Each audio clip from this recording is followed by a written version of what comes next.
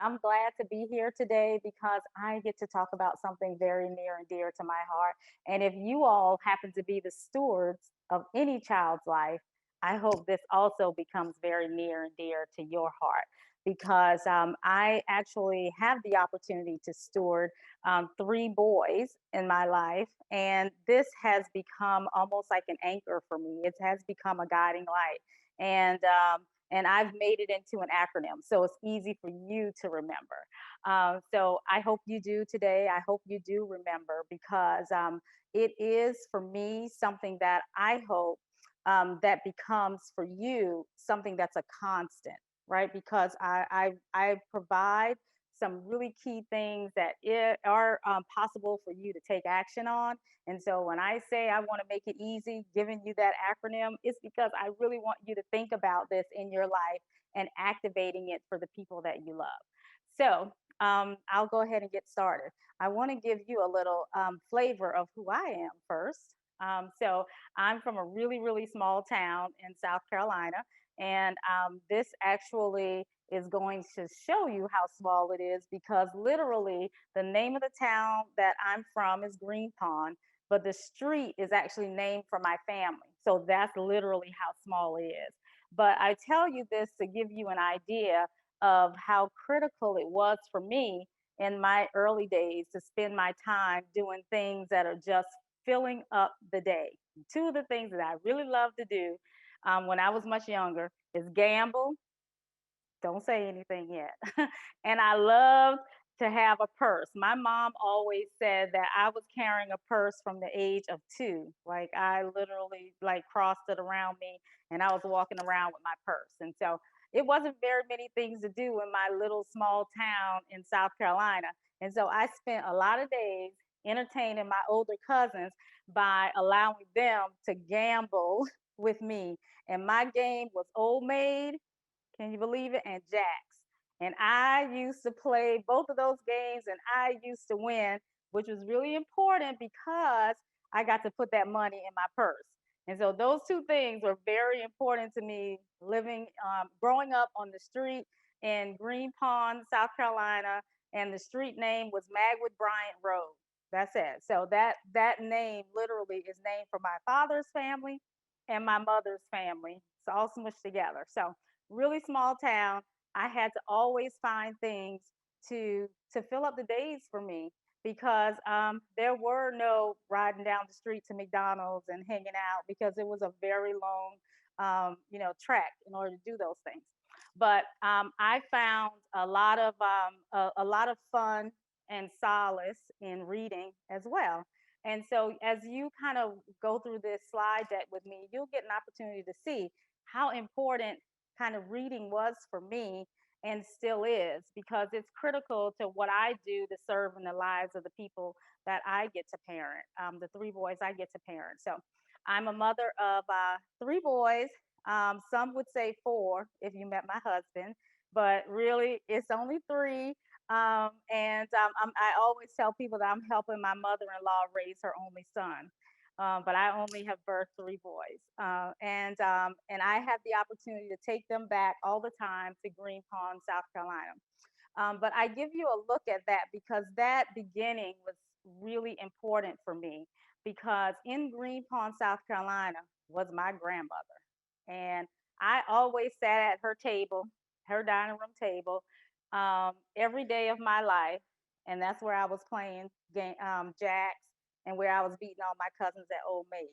And so that table I still get to go back to today because I've now inherited that house and my mom now lives in it. But I get to sit at that same dining room table. And whenever I sit at that dining room table, I always think about my grandmother's dish that I love more than anything. And that dish was red rice, y'all. So anybody who's from the South and know about this dish, every time I go back home and I get to sit at that table, I think about that, and I think about how that it made me feel good. It was food for my soul, and so her red rice was so good. It had onions, rice, Roger Wood sausage, and it had to be Roger Wood sausage because no other sausage flavored it the same way. I've tried, I've made the mistake. Tomato sauce, tomato paste, a little bit of vegetable oil, and a little bit of sugar. So I just gave y'all my family recipe for the best dish ever. But at that table is where I got to take part in that dish all the time, and it was really I say this now and I miss it so much because it truly was food for my soul. And when I got ready to sit down and create this message for you, I thought about that because it's not just being fed with the best dish ever, right? But it is also being fed for your soul and having people who are sowing into you and making your life the center of their life. And that's what I got from my grandmother. And that's what I always think about as now a parent myself. And I also, and food is such a really important part of the Southern tradition, and it's really a huge part of the Southern African American tradition. And so, food is almost always not just fulfilling for your stomach, it is truly an offering that people give to you to show they care. And so when I think about the food for my soul, it manifests in more than just the red rice. It manifests in the ways that the people who love me sowed into me on the Magwood Bryant Road in Green Pond, South Carolina. And so I ask you today, tell me in the chat window, what's your favorite food? What is the food for your soul that you always think about when you think about the people who sow into you and the way that they might bake you a cake, or the one auntie who might always remember your birthday and she always gives you or makes you that favorite thing? Because that's what I think about when I think about being fulfilled. So it's not just through food, but I love the exercise of sharing with people like what are the things that are your favorite foods. And so let's see. I see some chats coming in. Danielle says oxtails with rice and peas. Oh my goodness, this is so southern, Danielle. Vanessa says banana pudding. I love banana pudding, and my grandmother made it the best. Vanessa, did your grandmother bake it or she put it in the refrigerator? Was it cold? Because that's a big debate. Like, is it cold banana pudding or baked banana pudding? My grandmother made the baked one. Um, and Margaret says that hers cooked with the most love. That's right. Her grandmother made bread pudding. Let me see. Did I get that? Mavis said that her grandmother made bread pudding. And so I tell you, right, those are all for all of us, right? It's food for our soul. But if you get the opportunity to steward someone else's life, think about the things that you're doing to fill them up so that when they have this conversation in 10, 20, or 30 years, if I think about my grandmother has been gone for a very long time, but I can still think about her and think about the way that she sewed into me with food and lots of other things, and it still warms my heart. And so I want to kind of focus here today as taking you through that, right, to bring you back to the memory and to what it really means to sow into someone's life and to show up.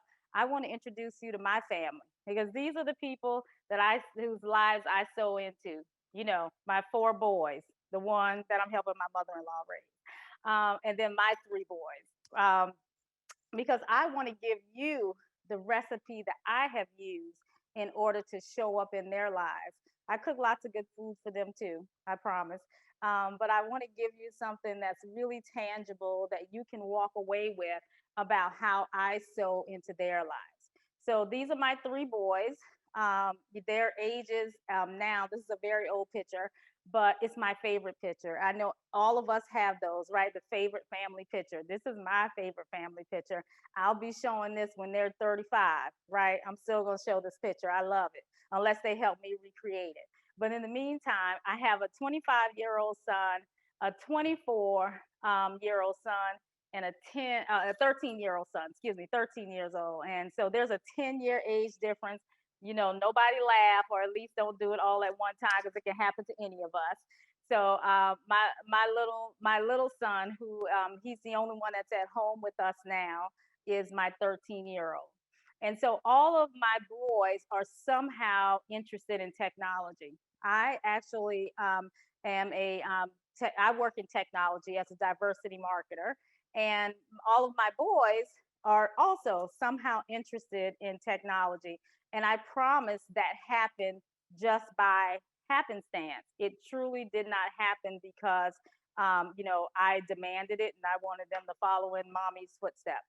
I promise it was just happenstance. And it was happenstance because they were truly following their own interest. And they were following their interests. And you know what I did? I followed them. And so that's my kind of first thing that I want you to think about as a person who has the opportunity to steward someone's life, to follow their interest, right? So whatever it is that your kid is interested in, move towards it. Almost act as if it's a magnet. And so if they're interested in music, move towards it. Even though I know as grown-ups we think that music is the craziest industry, it's really the worst. It's the most unpredictable. If they are interested in it, move towards it because it really is going to be your demonstration of support that allows them to see that if it's important to you, it is equally as important to me. And so I'll tell you that my husband and I, we always gravitated to the things that our kids were interested in. And if you ever have the opportunity to have a conversation with your kid, because probably after the age of 10, they stop wanting to talk to you. So if you have a child still within the window in which they talk to you, when they do that, when they open up and tell you something, these are the words that I said all the time when they told me random interesting things. I say the word tell me more because tell me more opens up the door for them to be able to express and be able to put their heart and minds around the things that are important to them, and that gives you the map so that you can start moving in that direction and navigating towards it.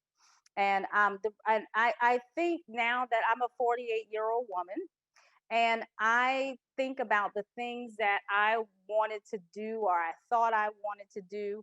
And can you all believe that when I was maybe about 11 or 12, I would always speak. I was speaking in church, I was speaking at school, I was speaking at family activities. For some reason, people always identified me as the person to stand up and speak. And it wasn't until I reflected back, probably at around the age 40 or so, and I was like, wow, I was doing as a kid what I am interested in doing now. And I find that so illuminating. And here's the thing it's for you. I hope that you can think about this because I constantly now, as an older woman, think about what is my reason for being. And there's a Japanese concept called ikigai, and ikigai is really the idea that at any given time, you should really be like trying to unite what it is that you love with what it is that you do. Because in the center of that truly is your reason for being. And I have my favorite poet is Robert Frost, and he has a poem called Two Tramps in the Mud. That is my absolute favorite Robert Frost. It's so hard to say it. Wait a minute. I don't know if it's my almost favorite because he has so many that are my favorites. And so, but Two Tramps in the Mud, the last stanza of it, it always lives with me. And I want to share it with you and hope that it lives with you because it truly is, it does encapsulate this thought and this direction and how you move through life. And here it is. I'm going to read it for you. My object in living is to unite my avocation and my vocation as my two eyes make one sight. This like it lives with me all the time because that's what I'm trying to do. And wouldn't it be beautiful if you are consistently following your children's interests and they're not waiting until age 40 like me to kind of come to this alignment in their lives, but you have opened the space so that they have an opportunity to align themselves very early on with the things that they feel drawn to and the things that you support them through so that then they can come to this one site so much earlier on in life, because it is truly following your interests. Because I'll tell you that my journey was very circuitous. I actually, I started out as a kid doing like speaking. I actually went to college to pursue broadcast journalism, and then figured out it was too hard to get up early in the mornings and late at nights to call and answer fires. And I was like, I don't want to do that anymore. And so I moved away from that. But this was it, I wish that I had had the vision of sight, and I hope that that you can be able to be the one to give your children this, that if that is something that's in you, trying to follow it, and you as their steward being able to guide them so that they really are showing up in their lives in a way that they can clearly see their reason for being reflected in the work that they do. And so my first one, F, follow your child's interests. Okay? So we're going on to the next one. Enable your village, right? This one is so important. Some of my village is on the phone with me today. Says when you enable your village, when you have a mind to do that, you can call your village in for anything. And so I call my village in all the time. I call my village in to help my kids all the time. But my village doesn't only exist of people that I know, but my village exists of even strangers. And so when I say to you about following your children's interests, like I do that very intentionally. And so my son, my oldest son, CJ, he was very interested as a kid in game development. And when I tell you, I told you earlier on that I'm a reader. I read all the time, day, all the time of night. I just love to read. And the internet has made it even easier to read anything at all. And so when my son began to be interested in game development, I was like, well, I don't know anyone who does this. Thinking about my village. None of my village does game development. It's a very new thing. And so I have to find someone for you, kid, who can help you with game development because I have no idea.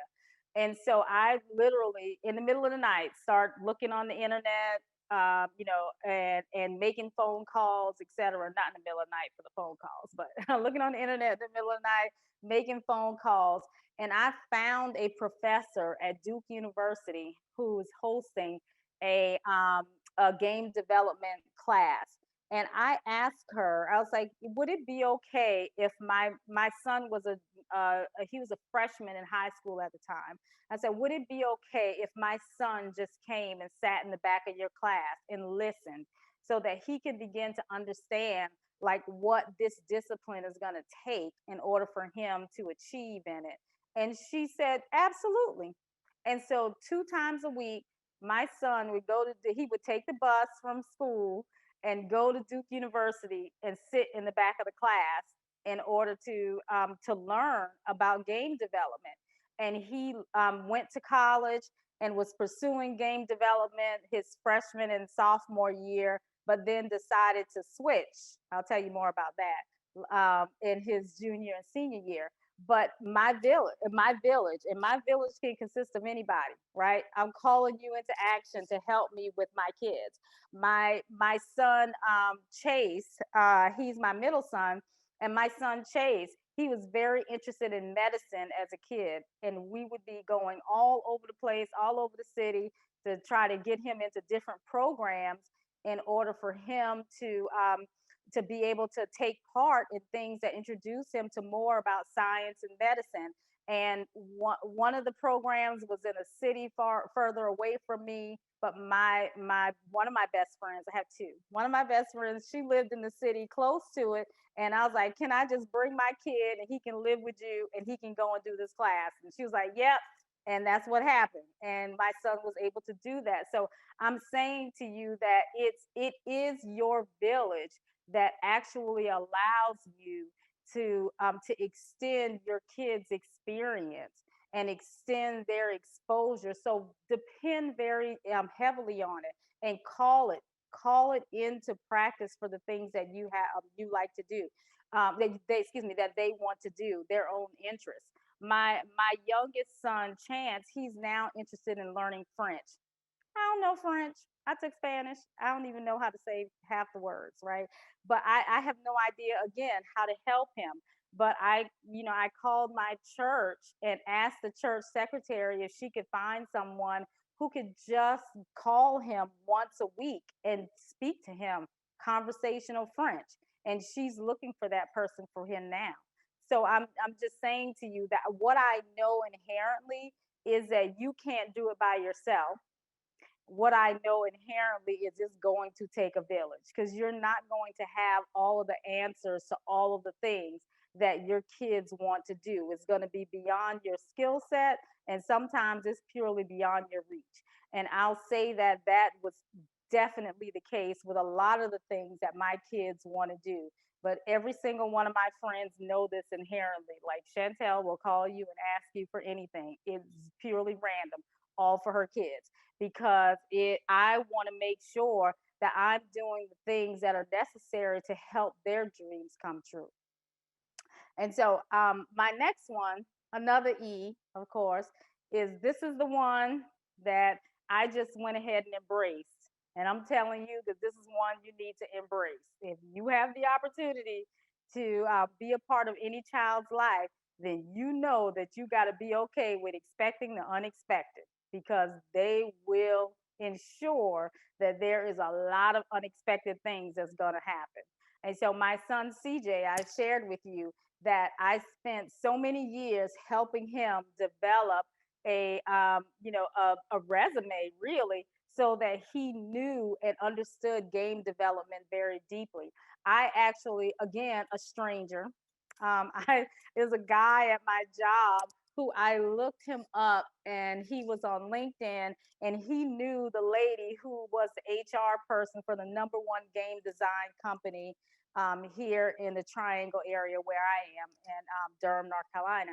And I went to him. I did not know him, and I was like, "Hey, you don't know me, but there's somebody on LinkedIn that you know, and I would really love help getting my son a job at this particular company." He didn't even know me, picked up the phone. He was like, "Well, we both here, so we both must be decent qualified people."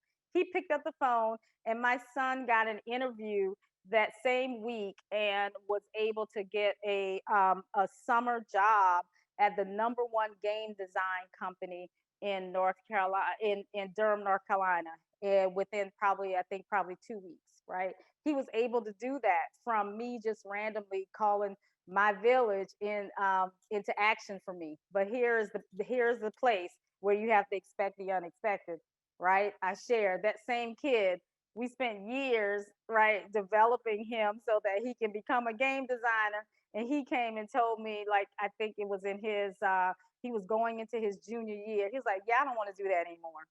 I know that I have all this aptitude and I spent all this time doing this, but yeah, I don't want to do that anymore." And so that same kid, right, it was pivot. Now he doesn't want to do that anymore. We spent so many years making him prepare, but here we are. We're moving on, and now we're going to have to get him prepared because he wanted to be a software engineer instead. And so that's what we did. We pivoted. We expected the unexpected almost all the time. And so, as the firstborn, he was the one that totally introduced us to our pivot game, right? Because I'm good at pivoting now. Because by the time my middle son came along, we sent him off to school, a private school in Washington, D.C., which he chose after turning down a college scholarship at the school down the street. Um, he decided that he wanted to go to Washington, D.C. because he wanted to be a doctor. And again, here it is the pivot. 2.5 years into it, he decided that he doesn't want to do that anymore. And I'm like, oh my God, you you have gone all the way to school in Washington, D.C., a private school, and this is money that you totally could have saved because this particular private school would have given him better chances to go to medical school, which is why he chose it. And then he says he doesn't even want to go to medical school anymore. He doesn't want to be a doctor. And so I'm like, oh my God, here we go, pivot again. And so that's what I feel like has been happening to me all the time. And I know there are probably parents on this phone that are with me that this happens all the time with your kids. And so that's it. You have to have kind of like your wonderful Teflon response, right? To your kids deciding that they're going to pivot. And so if you want to tell me in the chat window, what's your best response for your child when they decide that they don't want to do what they told you they wanted to do anymore? Happens all the time. You can tell me your best response. Mine is I do it with a straight face. It's hmm. I just shake my head because I don't want to. I don't want to tell them really what I'm thinking in that moment. And I go hmm. I shake my head and I just smile because I'm like I need to process this because it's normally some major life changing thing that they are now deciding that they don't want to do or engage in anymore.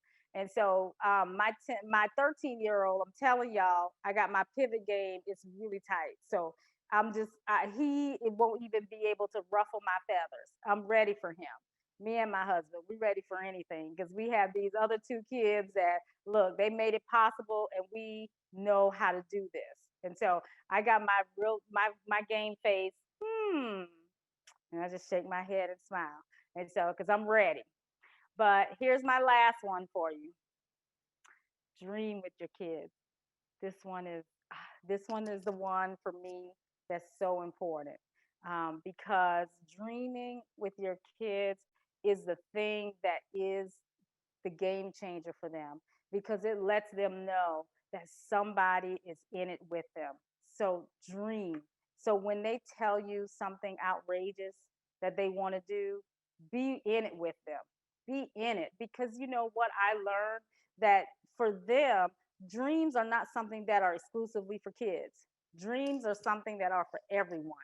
And I mean, like in my family, we open the door to dreaming all the time because we want our kids to know that they're not the only ones with dreams. We have dreams too.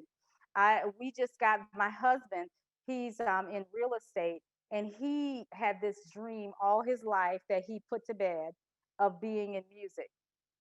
He now one day he came to me and he was like, you know what? I really think that I want to be a DJ. And I'm like, whew, okay. Got to use that face on him too. It's like, ooh, okay. So he decided that he wanted to be a DJ. And so because we have a family habit of dreaming and we do it intentionally and we do it together, we were like, all right, everybody was just on board. Like, okay, daddy wants to be a DJ now. And so my husband decided that he wanted to be a DJ. He bought all the equipment and he taught himself a lot of it. He even started teaching our boys how to do it. And then he decided that he actually wanted to go to school. And so my husband has finished DJ school. He's a certified DJ from the number one DJ school, and it's called Scratch Academy, and it's by DJ Jam Master Jay, who used to be with Run DMC. He started DJ school, and so my husband is now a certified DJ from that DJ school. And so that's the thing. It's you dreaming. It's them dreaming. It's you all participating in it together. That is the thing that is such an important ingredient to all the things that you're doing to make your kids' lives, come into focus. And don't squash anything. All right, unless it's illegal or immoral. Those are the only two things that I tell my kids all the time that I'm not engaging with them. Right, but if it's not illegal or immoral, let's do it. And so, like, just have the space so they could dream. And I'll tell you that I know inherently, like, it's a real thing. And my family, we do it every year, right? So we dream together. We actually do it at right after Christmas, somewhere between Christmas and New Year's. It depends on how full our belly is. That we actually sit down and talk about what our dreams are for the year and what is it that we're going to focus on doing. And so this is just a little snippet of one of the activities that we do as a part of it. And so we each choose a word of the year. And so some of my friends, we've even gotten them involved in doing this same thing because it's so important to anchor yourself to the things that are going to drive you forward to achieve the things that are really important for you, because your reason for being, it takes work to move closer, closer, closer, closer into that. And so this is one of the things that we do, like I said, every year. And my word this year is movement. I think my word last year was exercise. This is a theme here, guys. So hopefully I'm gonna get it together, and this is gonna, like, it'll change maybe this next year, but it's always hovering somewhere in that space of doing better in moving and exercising and being more active. But nonetheless, like, this is one of the outputs that we do all the time. And my kids are very kind of closely tied in to the idea of dreaming together, because they happen to know, they see us do it, we've seen them do it, achieve some dreams, see some dreams come true. I have this really wonky dream.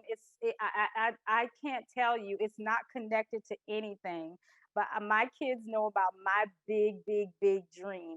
So I have a big dream of working with my favorite rap artist, and his name is J. Cole. J. Cole produces an event. It's a big event here in the Raleigh Durham area.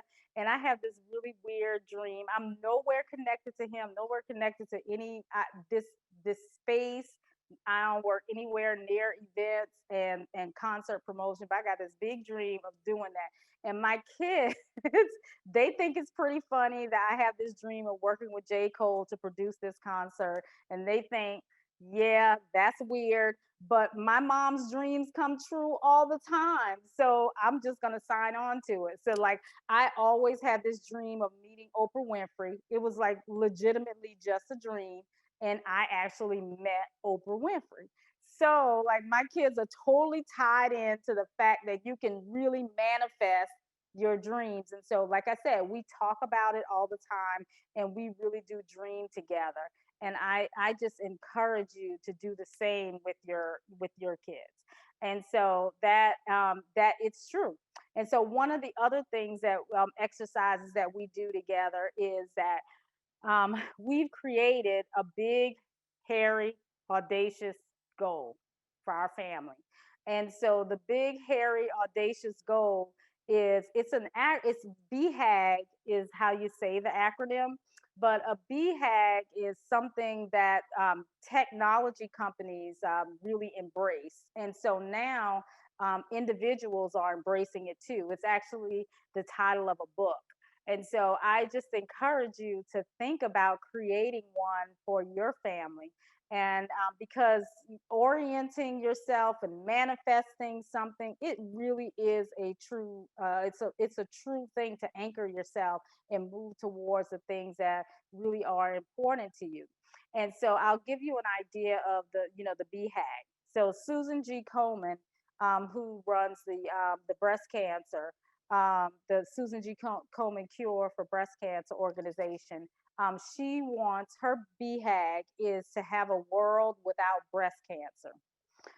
If you're wearing Nikes, then you're helping Adidas with excuse me, if you're wearing Adidas, you're helping Nike, them with their BHAG is kind of crush Adidas, right? That's it. That's their BHAG. And Bill Gates, he says that his BHAG back in the 1980s for Microsoft was to have a computer on every desk in every home. That was back in the 1980s. You guys know there was no reality of that in that experience during the 1980s. But guess what? Today, you're probably watching me from a computer, right? So you got to start somewhere. So I would just encourage you to think about that for your family, right? Because it's work for these corporations, and people are starting to embrace this. And so I encourage you, right? Get yourself a BHAG for your family, and it's something that your kids will always consistently be able to connect to, because they can always kind of clearly see this is what I'm anchoring to because this is where I know I need to go. And so I'm going to leave you with some very practical tips about this, right? So, tip number one, it kind of lies where I started, right?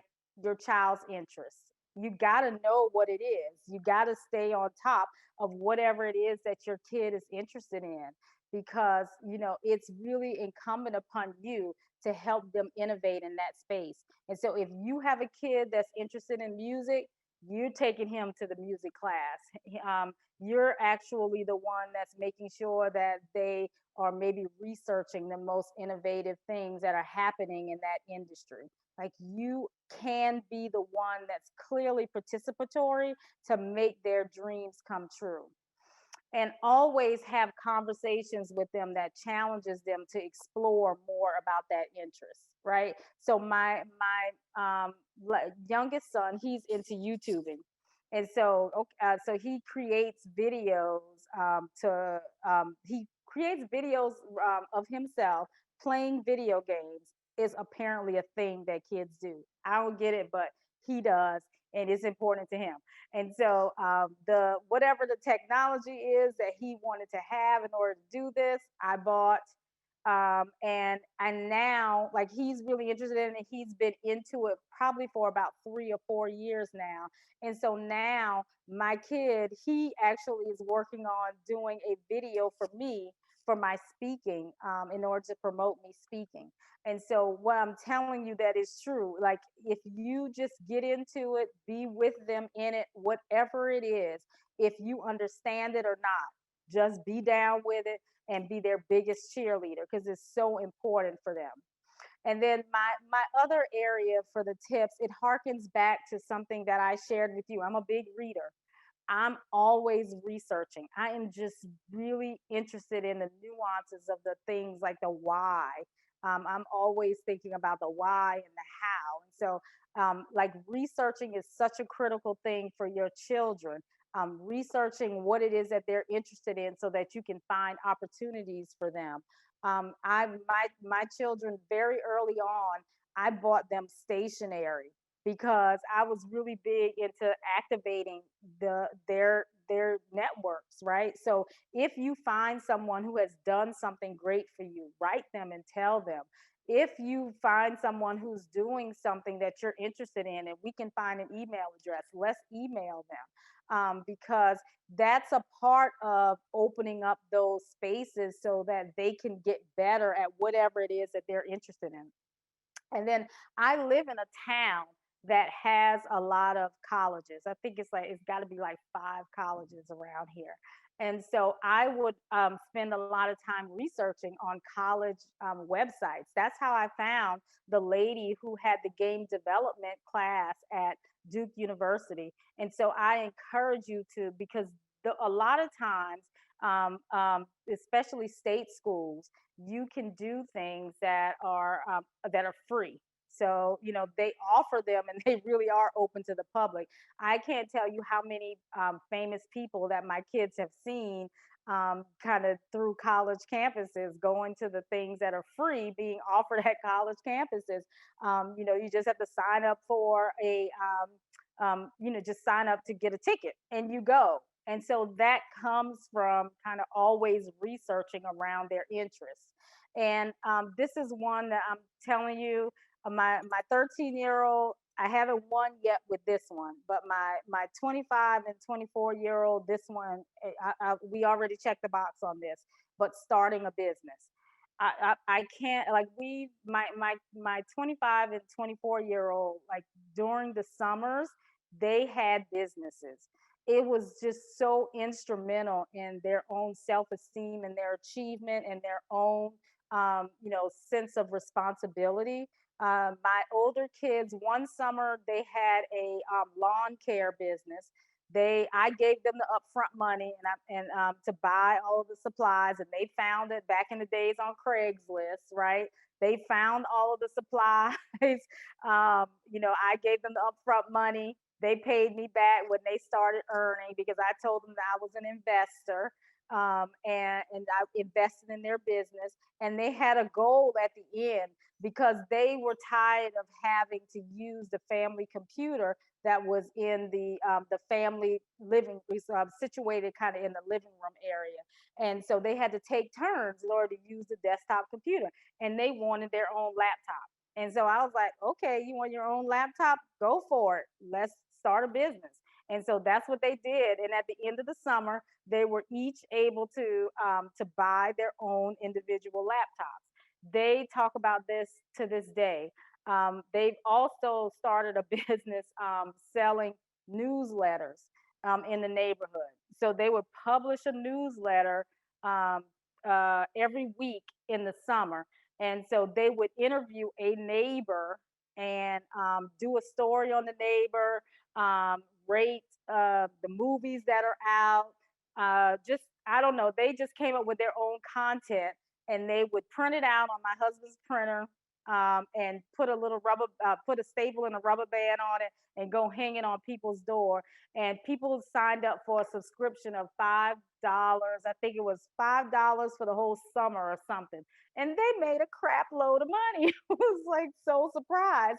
And I think what they bought at the end of that summer was these bikes that they wanted that I was not willing to invest in because it costs too much, right? My bike is the Walmart bike that's maybe 50 or $60. They wanted something more better, and I wasn't willing to invest, and they bought bikes. So it's their profits, and they get an opportunity to see what their own hard work can do, and it builds such character. And it also deepened their. I had two boys, so it deepened their own commitment to each other because they know that they had to rally each other in order to get things done.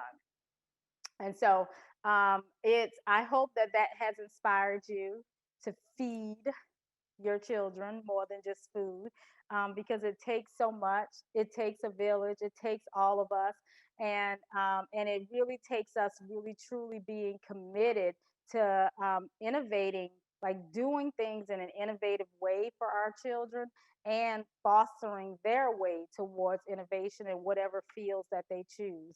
Because I really hope dearly that they get it quicker than I did. Get a have a reason for being, and that reason for being shows up in their work. And so that's just really important. And the reason why it's really important is because today you are preparing the table from which you are going to eat. And I challenge you: do you want a feast or do you want a famine? I want a famine, and I stay in it, y'all. I stay in it. I feed them more than just food because I want to feast. So I'll take questions if you all have any, if there are questions in the chat, or if you just want to, I don't know if they can come off of mute. If you want to just come off of mute and talk to me, I'm willing. And I'll also tell y'all, you all are a very important part of my BHAG. So my own personal BHAG, we have one for our family, but my own personal BHAG is to leave a little piece of myself with everyone I meet. And so I've met you today, and I hope that I've left you with something that resonates and something that you're going to always remember and take away as you steward in the lives of the children that you're connected to. Mm. Let's see if I can see the chat. I see the chat is popping up. Oh, Elfriedra, hi, thank you. You said great information. Thank you so much. That encourages me. And I hope that you can remember this. This is It's let's see. Margaret says, "Oh, Margaret says I'm fabulous." Oh, thank you, Margaret. Can you follow me around and tell everybody in my house that? Love it. Thank you so much. It's oh, excellent presentation. Job well done. Thank you so much.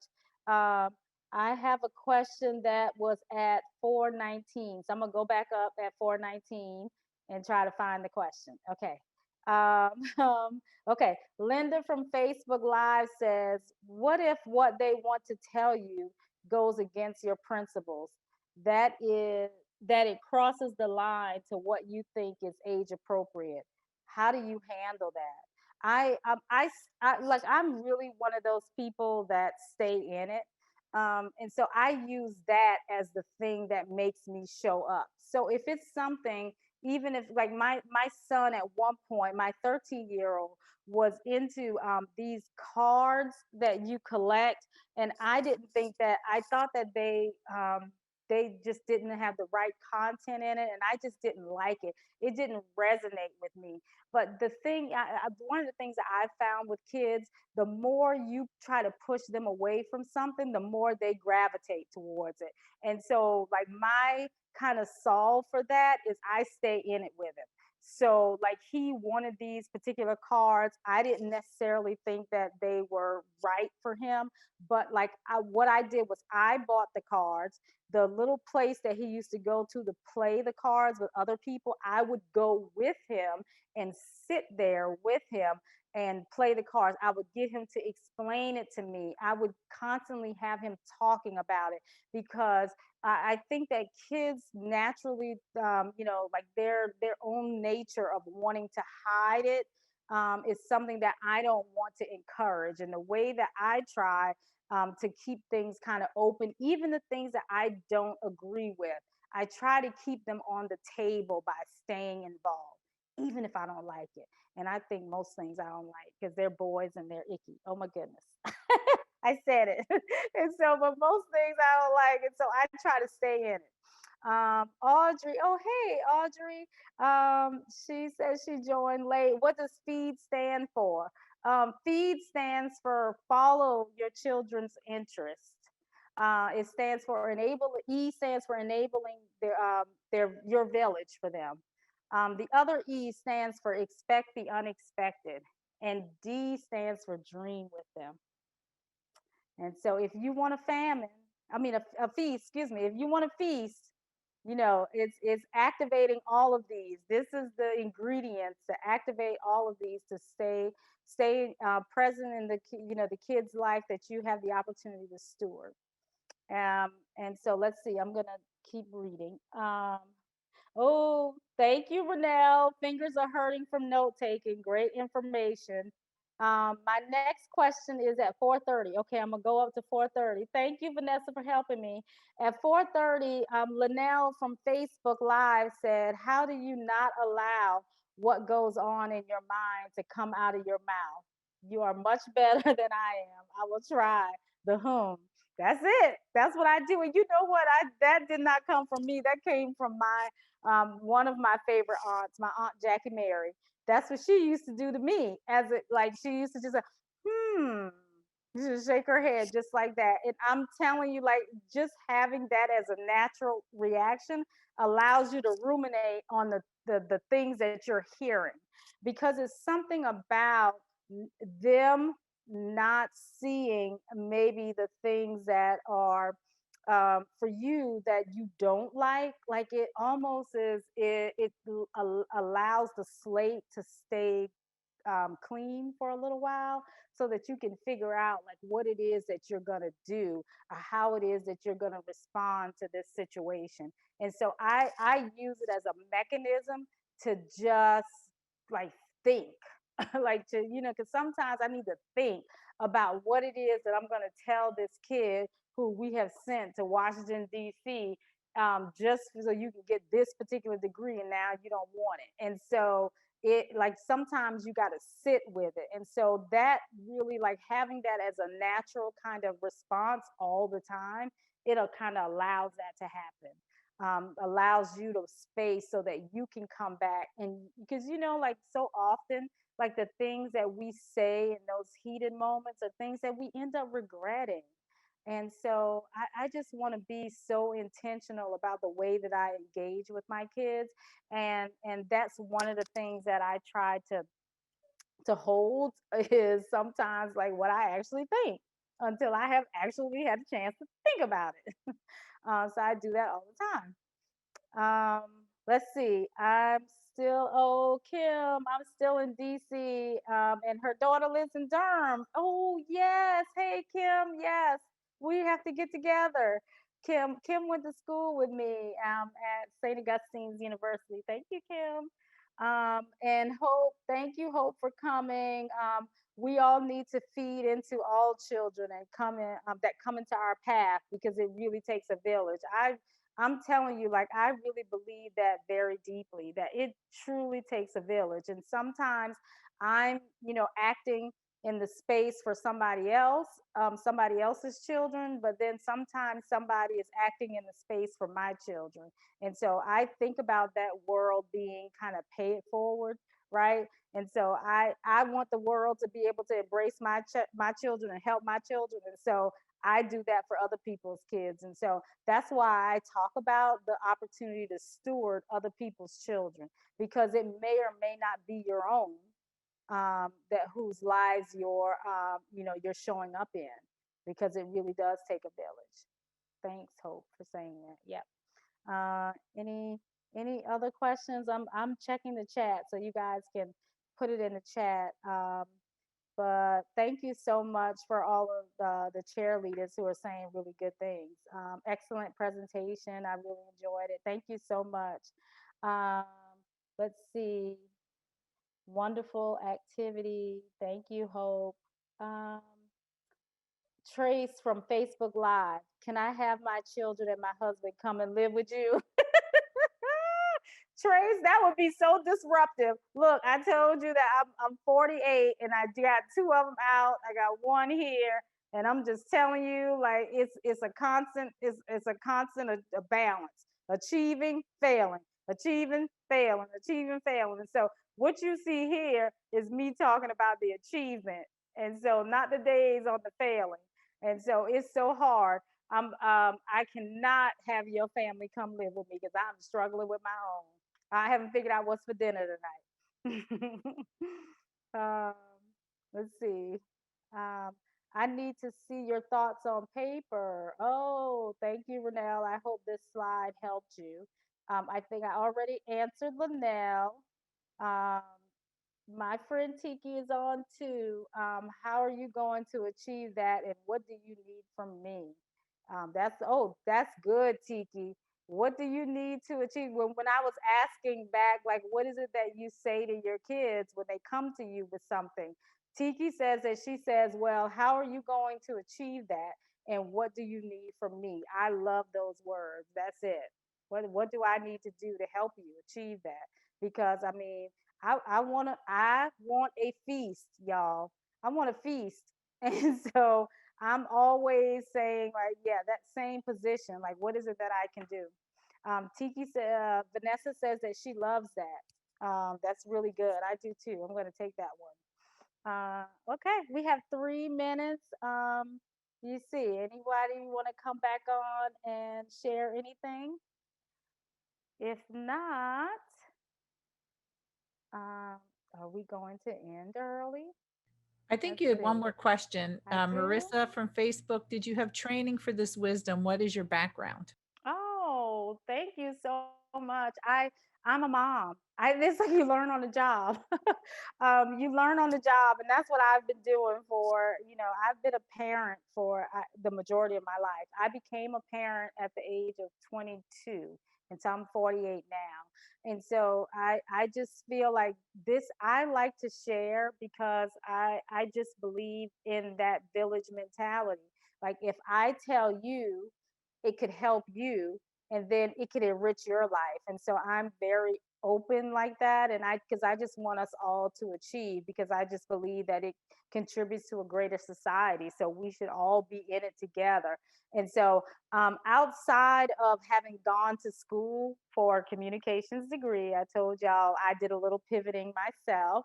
I went to school for communications and I was trained very early on in broadcast communications, but I stepped away from that. I didn't, I changed my trajectory of my career a little bit and moved it into PR and marketing. And so I actually didn't do any on camera work, so to speak. But now that thing is about that avocation and your vocation and my reason for being. And I really feel like I'm supposed to be doing this. I'm supposed to be telling people the things that were successful for me and the things that were not so successful, so it helps them with their life. And so this really is just a love offering. Well, Chantel, this has been amazing. Thank you for all of your wisdom and how lucky people are to be in your village. That's for sure. Lucky, lucky village. Yay, my village, a lot of them are here today. Thank you, village. Well, if any of you would like to unmute yourself to say goodbye and thank you to Chantel, go ahead and do so on behalf on the entire Girls Night Live team. We wish everybody a safe evening. We hope to see you again sometime soon. Thank you so much, Chantel. Thank you. This was great. Appreciate it so much.